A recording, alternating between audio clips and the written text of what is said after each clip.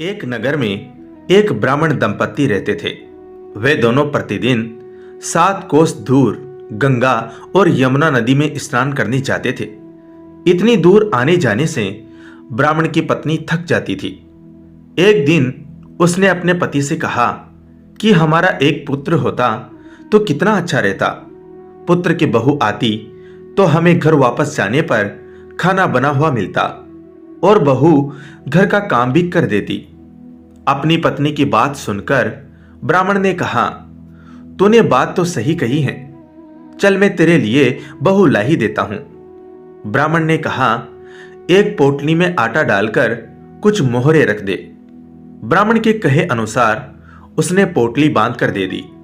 पोटली लेकर ब्राह्मण चला गया। ब्राह्मण को सफर के दौरान यमुना के किनारे बहुत ही सुंदर लड़कियां दिखाई दी।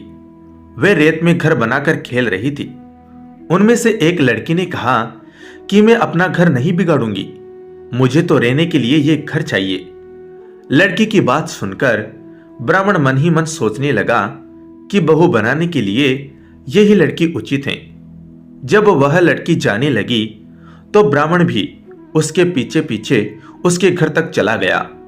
वहां जाकर ब्राह्मण ने उस लड़की से कहा, बेटी, कार्तिक मास चल रहा है, इसलिए मैं किसी के घर खाना नहीं खाता। मैं अपने साथ आटा लेकर आया हूं।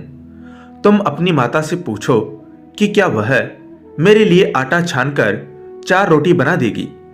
यदि वह मेरा आटा छानकर रोटी बनाएगी तो मैं रोटी खा लूंगा। लड़की ने जाकर अपनी मां को यह सारी बात बताई। मां ने कहा, उचित है, जाकर ब्राह्मण देव से कह दो कि वह अपना आटा दे दे, मैं रोटी बना दूंगी। जब वह आटा छानने लगी तो आटे में से मोहरे निकली। वह सोचने लगी कि जिसके आटे में इतनी मोहरे हैं उसके घर में कितनी मोहरे होंगी। जब ब्राह्मण खाना खाने बैठा तो लड़की की मां ने उस ब्राह्मण से पूछा, क्या आपका कोई लड़का है और क्या आप उस लड़के की सगाई करने जा रहे हो? यह सुनकर ब्राह्मण ने कहा, मेरा लड़का तो काशी में पढ़ने गया हुआ है, लेकिन यदि तुम कहो तो खांड कटोरे से विवाह करके तेरी बेटी को अपने साथ ले जाऊं। लड़की की मां ने कहा, ठीक है ब्राह्मण देव। इस पर लड़की की मां ने लड़की की खांड कटोरे से शादी करके ब्राह्मण के साथ भेज दिया। ब्राह्मण ने घर आकर कहा, रामू की मां, दरवाजा खोलकर देख, मैं तेरे लिए बहू लेकर आया हूं। ब्राह्मण की पत्नी भीतर से ही बोली, हमारे तो कोई बेटा बेटी नहीं है, तो बहू कहां से आएगी? दुनिया ताने मारती थी, अब आप भी मारने लगे। ब्राह्मण ने कहा, तू दरवाजा खोलकर तो देख। जब ब्राह्मणी ने दरवाजा खोला तो सामने बहू को खड़ी देखा। उसने बहू का स्वागत किया और आदर सत्कार से अंदर ले गई। अब जब ब्राह्मण अपनी पत्नी के साथ नदी स्नान करने जाता तो पीछे से बहू घर का सारा काम करके और खाना बनाकर रखती थी। वह उनके कपड़े धोती और रात को हाथ पैर भी दबाती थी। इस तरह बहुत से दिन बीत गए। ब्राह्मणी ने अपनी बहू से कहा कि बहू, कभी भी चूल्हे की आग मत बुझने देना और मटके का पानी खत्म मत होने देना। परंतु एक दिन चूल्हे की आग बुझ गई।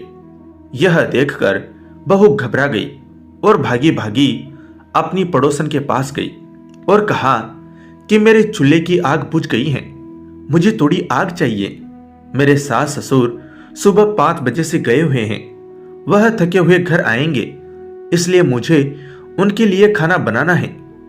यह सुनकर पड़ोसन ने कहा, तू तो बावली है, तुझे यह दोनों मिलकर पागल बना रहे हैं। इनके कोई पुत्र नहीं है, ये निसंतान है।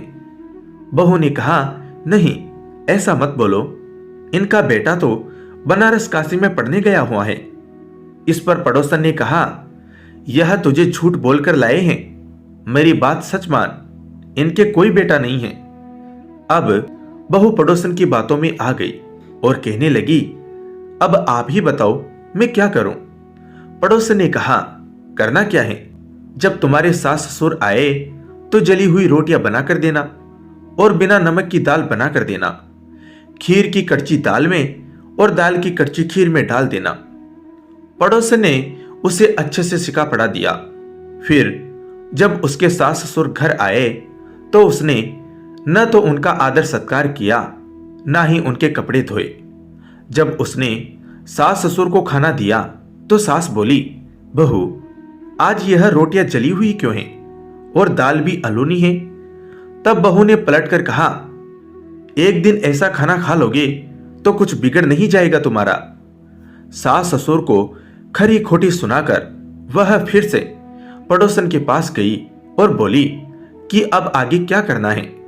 पड़ोसन ने कहा, अब तुम 7 कोठों की चाबी मांग लेना।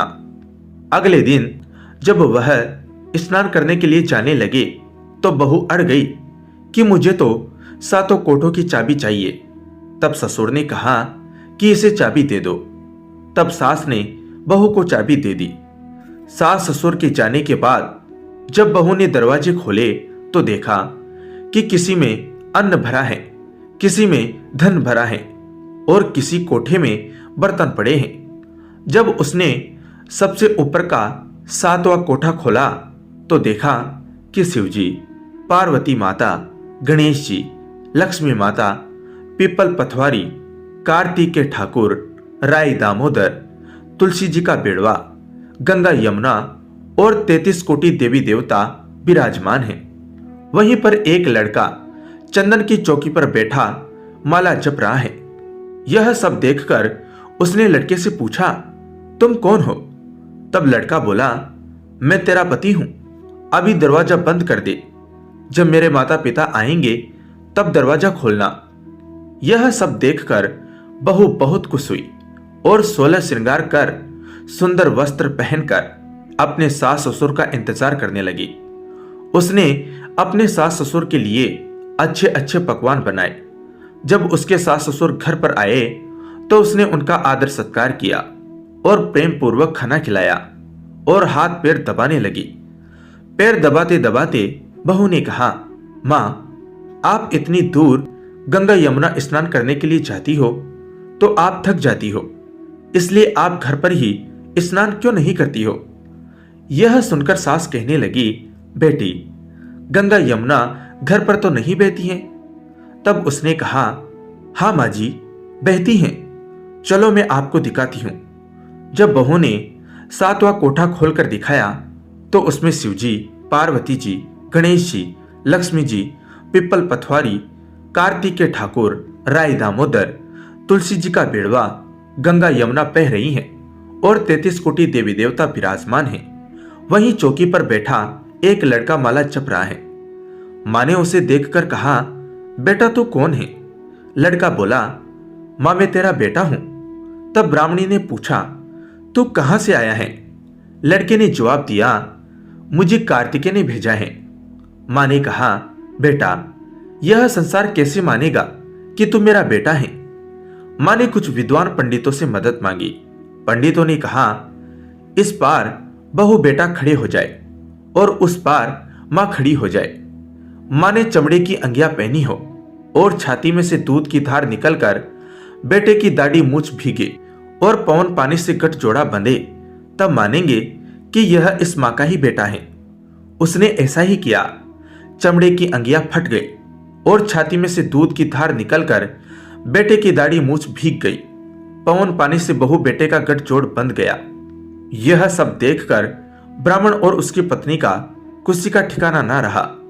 तो यह थी कार्तिक मास की कथा।